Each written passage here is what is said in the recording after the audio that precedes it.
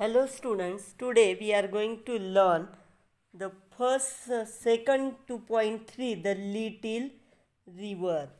What is mean by the little river? The little river means एक छोटीशी नदी. Our little river, it meanders along. आमची जी ही छोटीशी नदी आहे ती कशी घेते, वळणं घेत घेत जाते. In summer the water is only नी डीप. उन्हाळ्याचे दिवस आहेत आणि तेव्हा जे पाणी असते तेव्हा नदीमध्ये तुम्ही पहा, उन्हाळ्याच्या दिवसात आपल्याला पाणी जास्त दिसते का? नाही, अगदी गुडघ्यापर्यंतच पाणी आहे. And cows and carts can cross it with ease. आणि अगदी सहजपणे गाई आणि गाड्यासुद्धा त्या नदीतून क्रॉस होऊ शकतात, पलीकडे जाऊ शकतात.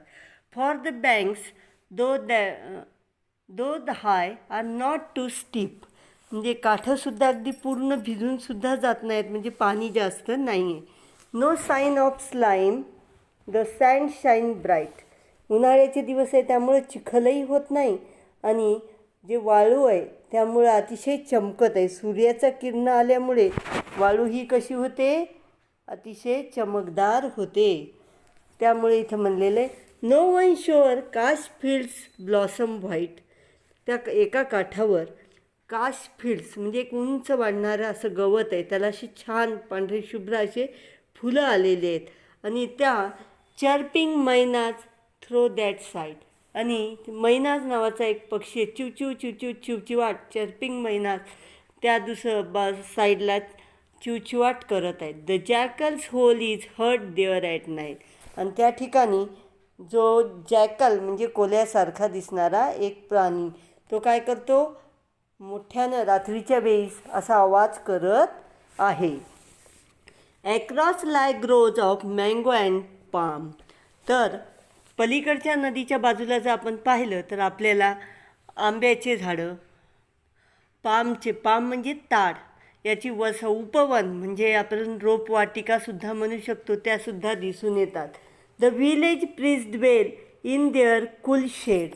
तर ह्या आंब्याच्या याच्या झाडाच्या त्या ठिकाणी जे विलेज प्रीस्ट म्हणजे पुजारी जे आहेत ते गावचे, ते त्या ठिकाणी वसाहत करून राहत आहेत, त्या सावलीमध्ये वसाहत करून तिथं आहेत. Girls and boys bath close to the bank. तर ह्या नदीच्या काठावर मुलं आणि मुलीसुद्धा आंघोळ करत आहेत. Splashing with their गमचास as they way.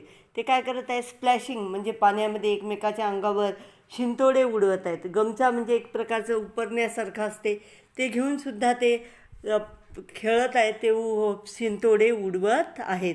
At dusk and dawn on their both is done. At dusk and dawn both is done.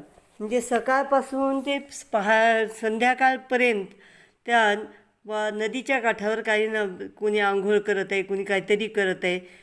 They dip wash cloths to trap small fish. आता हे मुलं काय करत आहेत, आपले जे कपडे आहेत तेच कपडे घेऊन माशांना पकडण्याचा, आपण जे आंघोळ केल्यानंतर ते ओले झालेले कपडे माशांना जाळ्यामध्ये पकडण्यासाठी जाळं केल्यासारखे आपल्या कपड्याचं करून ते छोटे छोटे मासे पकडत आहे. To their household task the views return. आणि आपल्या घरचं जे काही काम झाल्यानंतर आणि जे काम केल्यानंतर ज्या बायका आहेत त्या आता वापस येत आहेत. Having use river sand to score each dish. प्रत्येक बायका ज्या आता घरचे भांडे वगैरे जे काही घासायला आणलेले आहेत, डिश आणलेल्या आहेत, त्या काय करत आहेत, आता नदीत तर पाणी कमी आहे, मग नदीची जी वाळू आहे त्यानंसुद्धा त्या आपल्या डिश घासत आहेत. In Ashadh clouds gather the waters rise. आता आषाढ सुरू झालेला आहे आणि आषाढ सुरू झाला की आकाशामध्ये ढग जमावतात. अगोदरचं जे सीन होतं, अगोदरचं जे दृश्य या कवितेमध्ये सांगितलेलं होतं ते उन्हाळ्यातलं होतं, त्यामुळं पाणी जास्त नव्हतं.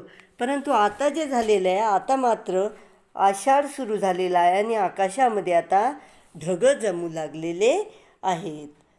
In Ashadh clouds gather the waters rise. आषाढामध्ये आता ढग जमलेले. The rivers in spate the current grows strong. आणि आता अचानक नदीला खूप पाणी येत आहे आणि अचानक पूरसुद्धा येत आहे. The air is ripe with bubbling sound. आणि पाण्याचा आवाज तुम्ही पहा किती खूप जर पूर वगैरे आला असाल तेव्हा असं खळखळ जोरानं मोठमोठा आवाज येत आहे. ॲज द मडी टॉरंट स्विरल्स अलॉंग. आणि गढूळ पाणी असं पाऊस खूप पडल्यानंतर पाणी जोरानं असं फिरत आहे. The woods on shore stir to life again. जे पुन्हा आता सगळेजण जागे होत आहे, किनारासुद्धा. आणि and our village beckons to celebrate the rain. आणि आमचं गावसुद्धा या पावसाचं साजरं स्वागत करण्यासाठी उठलेलं आहे. ही कविता रवींद्रनाथ टागोर यांनी लिहिलेली आहे, द लिटिल रिव्हर. अतिशय सुंदर अशी कविता आहे. म्हणजे खेड्यातल्या वातावरणाचं वर्णन या कवितेमध्ये केलेलं आहे आणि खूप सुंदर कविता आहे. आता पुन्हा एकदा ही कविता माझ्या मागं म्हणायची आहे, द लिटिल रिव्हर. आणि तुम्ही ती वाचून घ्यायची आहे. Okay, thank you students.